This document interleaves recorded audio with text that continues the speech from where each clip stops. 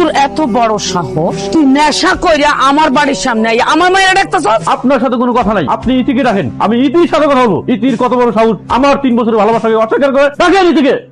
এই মুহূর্তে তুই আমার বাড়ি থেকে বাইরে হয়ে যা, নাহলে কিন্তু পুলিশ ডাকবো। আমাকে পুলিশের ভয় দেখে লাভ নাই, পুলিশের বাপ আসলেও লাভ হবে না। আমি আমার ইতিকে নিয়ে যাবো। এই তুই খাওয়াবি কি? বাপের টাকা সইলা ভালোবাসা প্রকাশ করলে প্রকাশ হয়ে যায়। আমার মাইয়া তোরে কোনোদিন পছন্দ করবে না, ভালোবাসবে না, বিয়েও করবে না। তুই চোখের সামনে থেকে যা। এতদিন পর আপনি কি বলছেন এসব? আমি ইতিকে ভালোবাসি, আমি ইতিকে বিয়ে করে ছাড়বো। প্রয়োজন হলে আমাকে ডাকবেন, প্রয়োজন শেষ আমাকে ছুরি ফেলে দেবেন, তা আমি মেনে নিব না। এই সুমন সবকিছু আদায় করে নিতে জানে। বাহ মা বাহ, মানে মানুষ যে এত বড় পোল্টিবাজ হয় সেটা তোমার না দেখলে বুঝতেই পারতাম না মা। মানে 2টা মাস আগে সুমন তোমার পছন্দের পাত্র ছিল, সারাক্ষণ সুমন সুমন করতে, সুমনের সঙ্গে তুমি আমাকে বিয়ে দিবে, আর এখন সুমন তোমার কাছে খারাপ হয়ে গেল মা। সেটা কি এমন ক্ষতি করছে তোমার যে তার এত বড় শাস্তি দিতে